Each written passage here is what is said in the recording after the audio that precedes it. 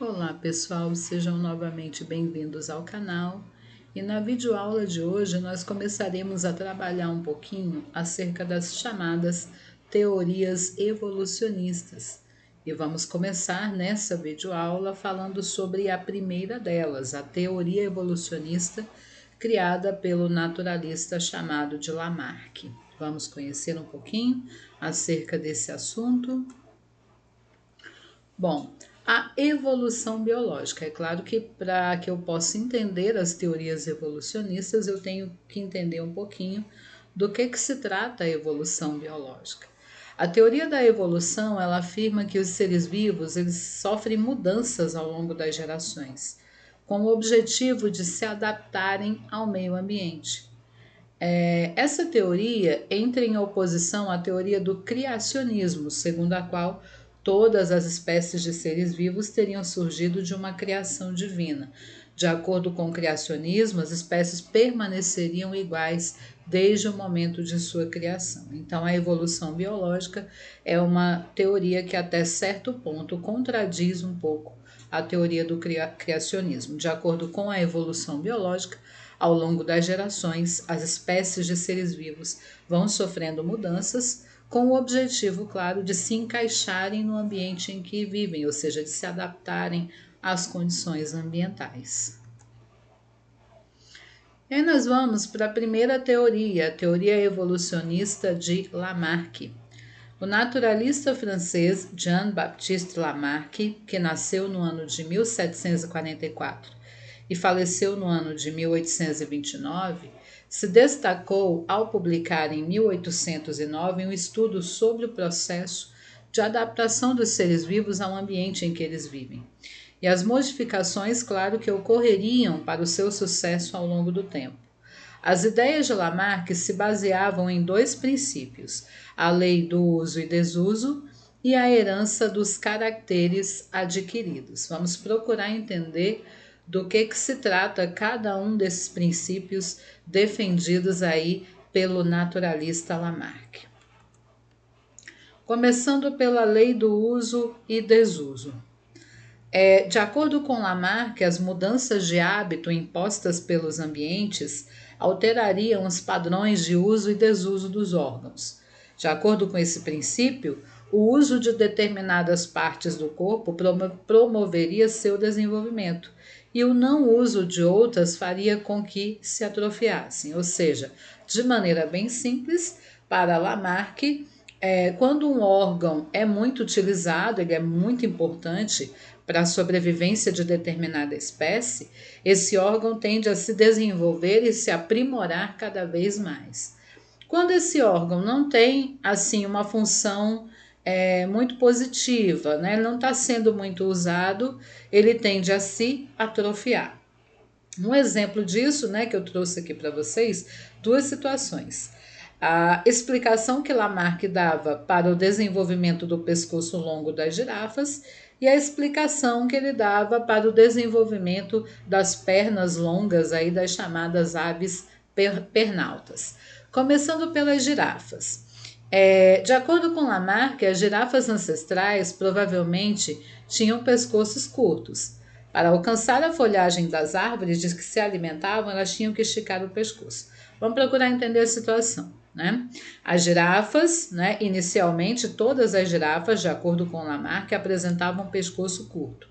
E essas girafas provavelmente se alimentavam de gramíneas, né, de vegetação rasteira.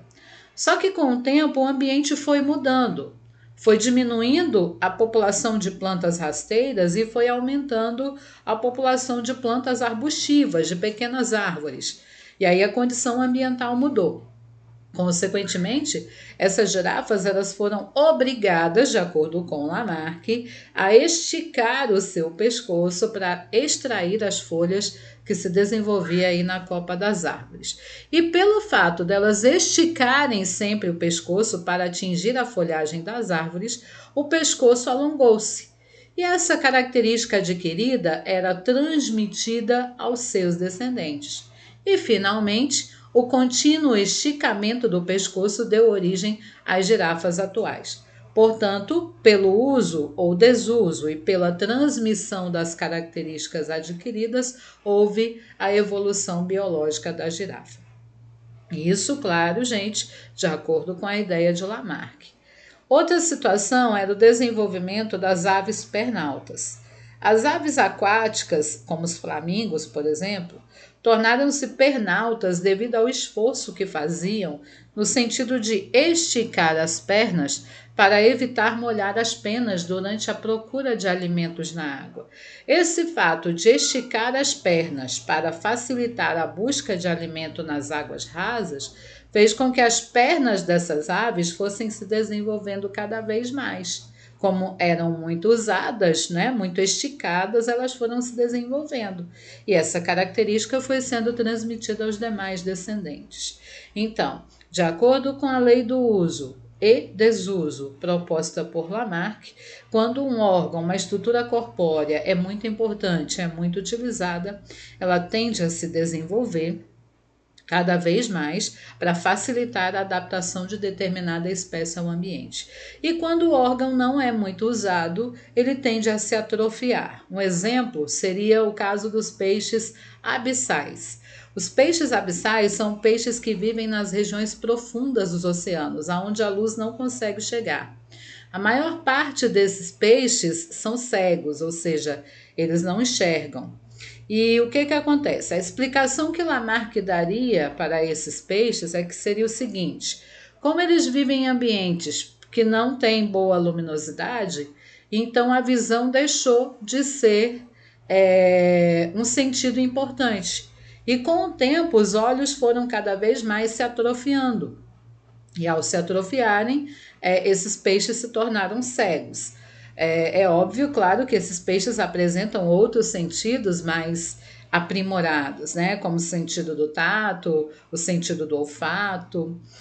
Mas no caso, a explicação que Lamarck daria para esses peixes abissais serem cegos é que, pelo fato deles viverem em ambiente pouco iluminado, a visão não se torna necessária e esse sentido foi se atrofiando até que todos os peixes abissais se tornassem cegos.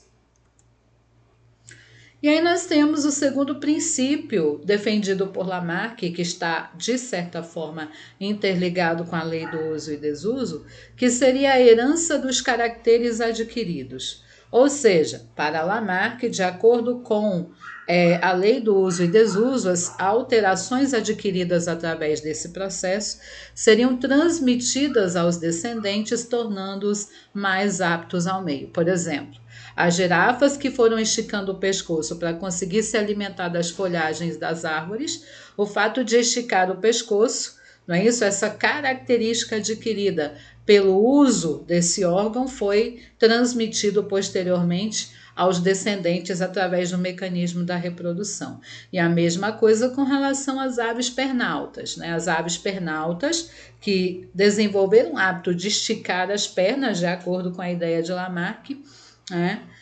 Ficaram com as pernas longas e essa característica se tornou vantajosa porque facilitava a captura de pequenos peixes em águas rasas e, consequentemente, garantiu a adaptação dessas aves a esse ambiente e essa característica adquirida foi transmitida aos demais descendentes.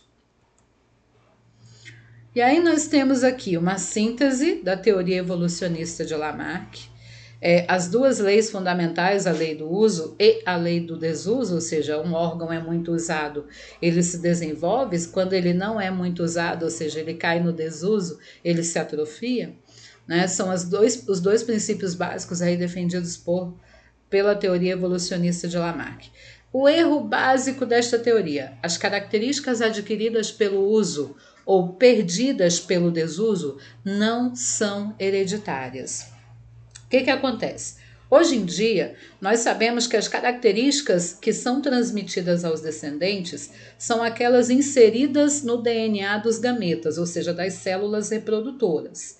E elas estão diretamente relacionadas à herança genética.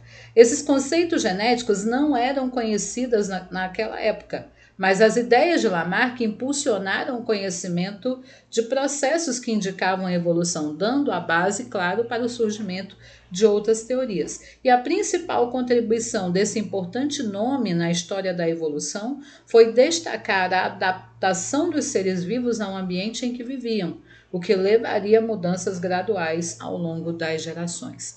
Então, a contribuição de Lamarck para o entendimento da evolução biológica é que o desenvolvimento do conceito de adaptação dos seres vivos surgiu. Os seres, eles evoluem para se adaptarem ao ambiente em que eles vivem. Esse é o propósito da evolução biológica, a adaptação dos seres vivos ao meio ambiente. Só que ele errou ao afirmar que as características adquiridas pelo uso ou pelo desuso, digamos assim, são transmitidas aos descendentes. Assim seria, por exemplo, se eu tenho um casal de halterofilistas, aquelas pessoas que praticam musculação, desenvolvem a musculatura bem evidente, como a gente sabe. De acordo com Lamarck, né, se eles se reproduzem, se eles têm filhos, os filhos herdariam essa característica dos pais de terem a musculatura desenvolvida, coisa que nós não observamos, né? É claro. Então, o erro básico da teoria de Lamarck é que ele considerava que as características adquiridas pelo uso ou perdidas pelo desuso, digamos assim, eram transmitidas aos descendentes. E hoje em dia nós sabemos que essas características não são hereditárias. Uma característica só vai ser transmitida aos descendentes se for uma característica genética. Se ocorreu uma mutação genética significativa no DNA, gerando uma nova característica, aí sim, essa característica pode ser transmitida geneticamente aos descendentes. Mas é claro que Lamarck não tinha conhecimento de genética nesse período e mesmo assim, apesar da simplicidade, a teoria dele já foi importante porque destacou o fato de que a evolução biológica ocorre com o princípio de tornar os seres vivos adaptados ao seu ambiente. Bom, gente, era isso que eu tinha para falar com vocês acerca da teoria evolucionista de Lamarck. Espero que tenham compreendido direitinho. Quem gostou, dê o seu like, faça comentários, compartilhe o nosso vídeo e sempre nos apoie aqui no nosso canal. Até a próxima!